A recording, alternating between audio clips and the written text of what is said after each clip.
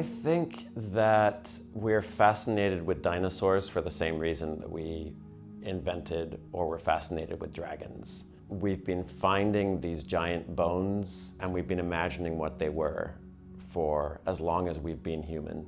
I don't think it's a coincidence that lots of kids like dinosaurs, and I think it's because they're big and they're scary and formidable and strange and, foreign to anything that we have today, but they're also very safely dead. This idea that the world belonged to a different kind of creature, a creature that's just so foreign to us, is both intriguing and frightening, and it just captures our imagination. Dinosaurs are a very accessible part of science. I sort of think of dinosaurs as kind of an entry point for science for kids or even adults in some cases. Some of us paleontologists jokingly call dinosaurs the gateway drug for science. Dinosaurs ruled the Earth for close to 165 million years. These fascinating creatures came in all shapes and sizes, and even though they are long since extinct, they capture the imagination of people both young and old to this very day. Fossils on display in a museum are not the only way we can experience dinosaurs, however. Dinosaurs have been shown on screen for nearly as long as the medium of film has existed. Why do we love seeing dinosaurs on screen? How has the portrayal of dinosaurs in film changed over time? And what overall impact have these creatures left on the medium of film?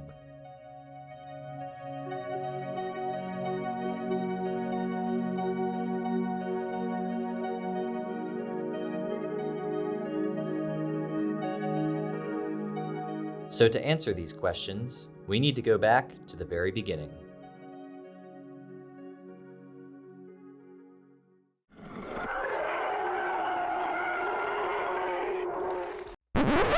No, not that far back. We actually have to go back to the year 1915. Ladies and gentlemen, meet Gertie the dinosaur. Gertie, come on out. Come on out and take a pretty bow. So Gertie the dinosaur is just the first movie star. She went on tour with Winsor McCay and did tricks. It's the quintessential attraction of the early cinema. It's how we go from vaudeville theater to the movies. And I just don't think we can overstate the importance of that moment, of that achievement was a dinosaur.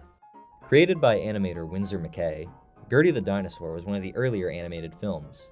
Not only was it groundbreaking as a piece of animation, but this vaudeville duo was also the first film to show animated and live-action characters interacting with one another in real time.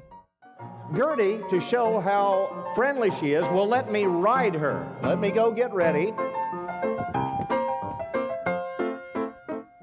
Safe to say, it wowed audiences to see man interact with prehistoric beasts in this way. But soon enough, a new form of animation emerged, leading to even more lifelike dinosaurs on the silver screen.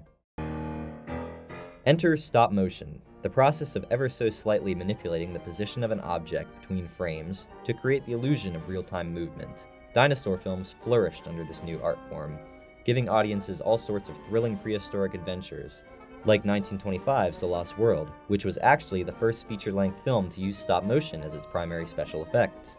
The head of special effects for the film was this guy, Willis O'Brien, who was one of the earliest pioneers of stop motion. O'Brien would work on another film in 1933 that would easily become his most iconic work.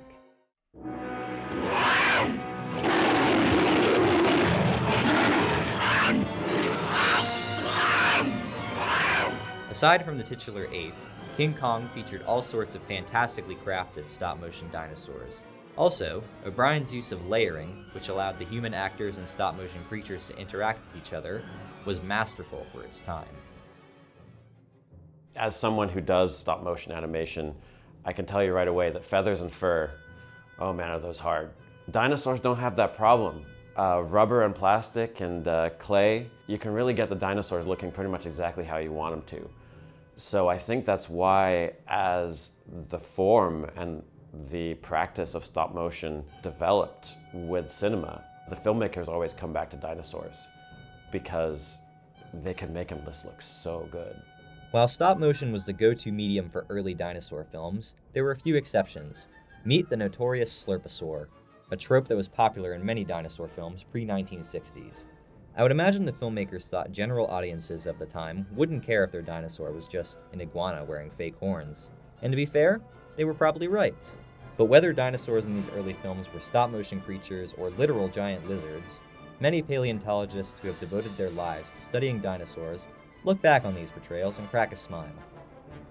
The early portrayals of dinosaurs in film and television and animation, they are often portrayed as big, slow, sluggish, dim-witted, very lizard-like, very similar to modern reptiles like lizards and crocodiles, or at least people's perceptions of those animals. Nowadays we consider them to be much more, active, dynamic, socially complex animals. Probably many of them were warm-blooded, many were feathered, much more bird-like than was known for a long time. But that current understanding of dinosaurs didn't really come about until beginning in the 1970s. Now, another famous aspect of these stop-motion dinosaur films was that they were creature features, portraying dinosaurs alongside humans. While this plot device was used for most of these movies since the very beginning, the dinosaur films of the 60s and 70s mostly showed dinosaurs and cavemen fighting for survival. Released in 1966 by Hammer Films, 1 Million Years BC is one of the most well-known of these dinosaurs versus cavemen films. Some of that stuff probably contributes to the widespread conception that cavemen lived alongside dinosaurs. It definitely wasn't doing science a service by having cave Raquel Welch, interacting with these creatures. You still get plenty of people today, here in 2023, that are surprised when you tell them, the last what we call non-avian dinosaur died out 66 million years ago, and the oldest thing that some scientists would call Homo sapiens is about 300,000 years old. But again, these are not documentaries that were meant to entertain, and I think probably many of the people making them knew that they were bending the scientific rules quite dramatically and making these things for the sake of a better plot or more entertaining movie or something like that. The head of special effects for 1 Million Years BC was Ray Harryhausen, another stop-motion legend who is probably most well known for fantasy flicks like Clash of the Titans. Harryhausen's next famous dinosaur outing was 1969's The Valley of Gwangi, the world's first dinosaur western. And yes, it's just as cool as it sounds. By the 1980s, our scientific understanding of dinosaurs and the capabilities of stop motion had increased tenfold. Meet Phil Tippett, who is another big name in the world of stop motion and special effects. Tippett worked on arguably the most iconic series of science fiction films ever made, designing and animating various characters for the Star Wars saga. In 1984, he created the 10-minute short film Prehistoric Beast. A year later, Tippett worked on the documentary special Dinosaur. The CBS documentary was groundbreaking because it was one of the first instances to really show dinosaurs as animals instead of monsters. In 1993, however, all the work put in by both animators and paleontologists culminated into what many believe is the greatest dinosaur movie ever made. Whenever we watch really everything pre-late 80s, early 90s, they never look like they're quite with the dinosaurs. We really want to believe they're there, and it works.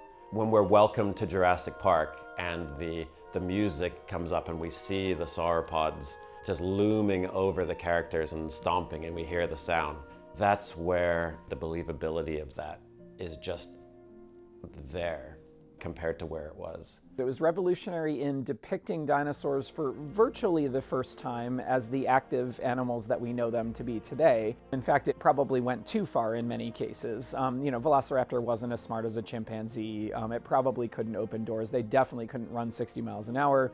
T-Rex probably not chasing down Jeeps. But all in all, it was an absolutely revolutionary piece of film, both for the groundbreaking technological achievements in it with computer animation, but from a scientific standpoint, again, the public's first entree, I guess, into the idea that dinosaurs were as active as modern birds, as modern mammals, I think had a massive effect on changing public conceptions of dinosaurs.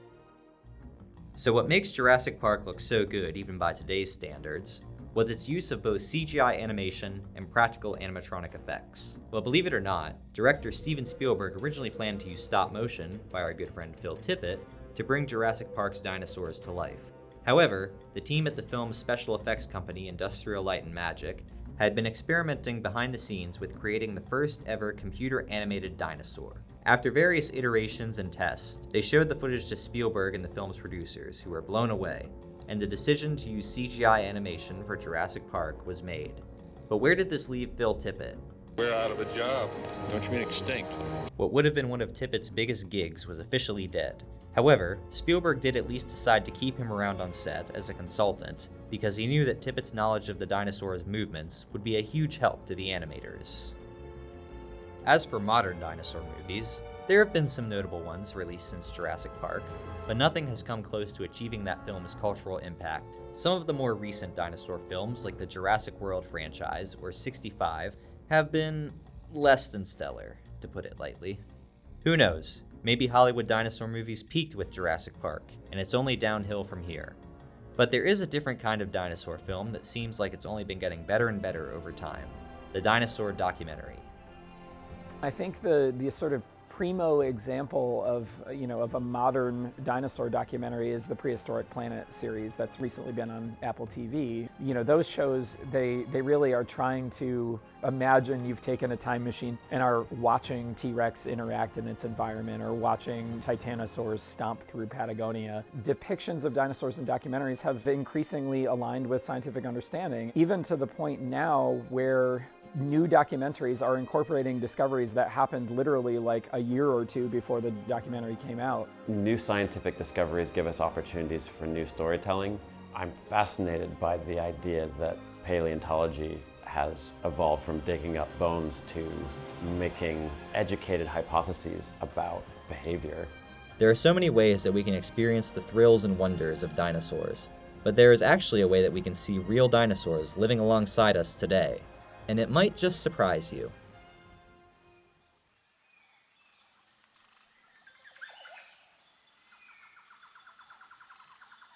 Birds are descended from dinosaurs. Birds are a type of dinosaur. Every single one of the 11,000 species of birds that fly, walk, swim around us today are all ultimately descended from a small feathered dinosaur that would have looked something like a velociraptor. People debated the origin of birds for decades, literally decades, more than a century. Then in 1996, a farmer in northeastern China dug up a dinosaur with feathers on it.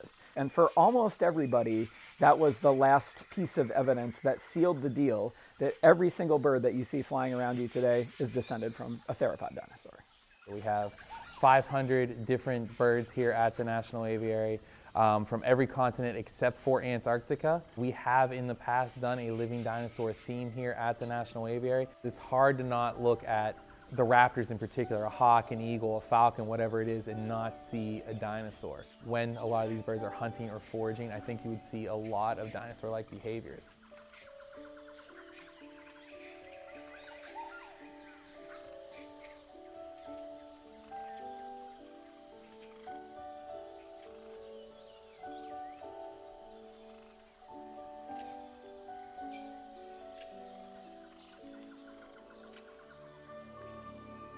So where do dinosaur films go from here?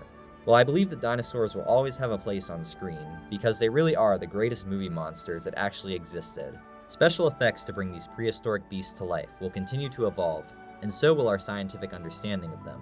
And whether we see dinosaurs through a work of movie magic, an exhibit in a museum, or as a little bird flying by, I believe that they will always capture our imagination and continue to inspire us.